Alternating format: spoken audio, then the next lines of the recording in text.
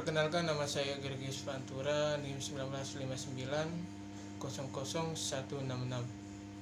dari Prodi Penjaskes kelas A angkatan 2019.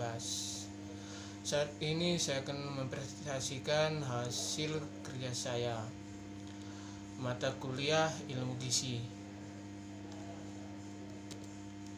Di sini saya akan membahaskan materi gizi makro. Yang pertama, tujuan. 1. Untuk mengetahui yang dimaksud gizi. Dan kedua, untuk mengetahui macam-macam gizi. Pembahasannya. Yang pertama, pengertian gizi makro. Gizi makro adalah zat gizi yang dibutuhkan dalam jumlah besar dengan satuan gram. Zat gizi makro dibutuhkan oleh tubuh dalam jumlah besar. Makro dibutuhkan oleh tubuh dalam jumlah besar untuk menjalankan fungsinya dalam tubuh. Zat gizi makro terdiri dari zat gizi yang dapat menghasilkan kalori atau energi.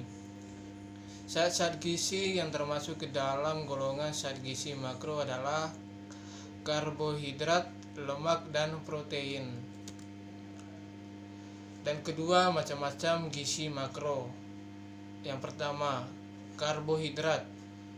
Secara umum, karbohidrat adalah senyawa organik yang mengandung atom karbon, hidrogen, dan oksigen. Di dalam tubuh, karbohidrat dapat dibentuk dari beberapa asam amino dan sebagai dari gliserol, lemak. Akan tetapi sebagian besar karbohidrat diperolehkan dari bahan makanan yang dikonsumsi sehari-hari, terutama sumber bahan makanan yang berasal dari tumbuh-tumbuhan.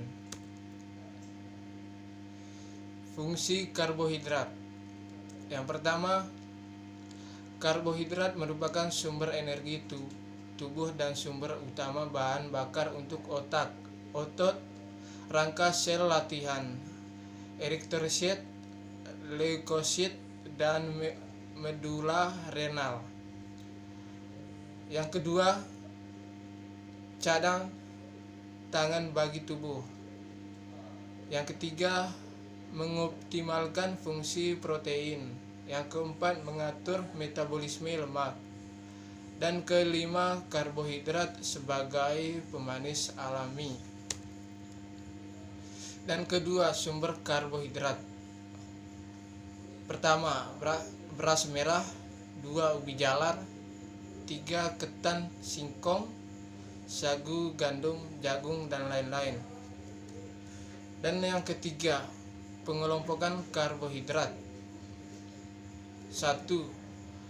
Monoskarida sama dengan galokasa, fruktosa, atau gula termanis yang terdapat dalam madu dan buah-buahan bersama glukasa.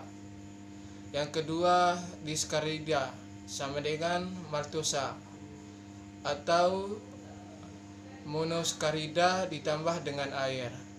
Sukralosa sama dengan dikenal dengan gula pasir. Kemudian laktosa sama dengan komponen utama yang terdapat pada air susu di badan susu sapi.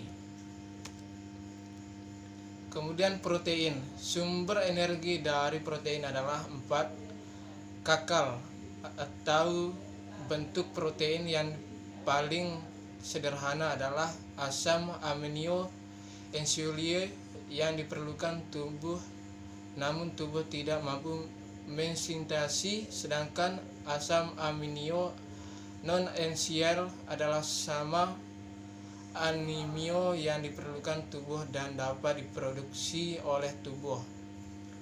Fungsi protein ada 3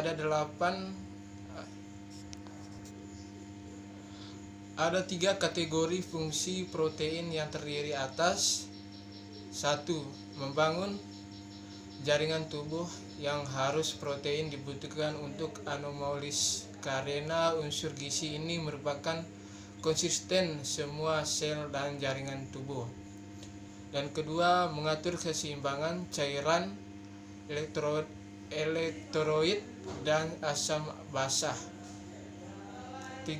Menghasilkan pertahanan tubuh. Kemudian yang kelima, lemak. Lemak merupakan nutrisi yang paling berkalori, yaitu 9 kcal kilogram. Lemak tersusun dari karbon, hidrogen, dan oksigen, terbentuk dari 95% asam lemak dan gliserol.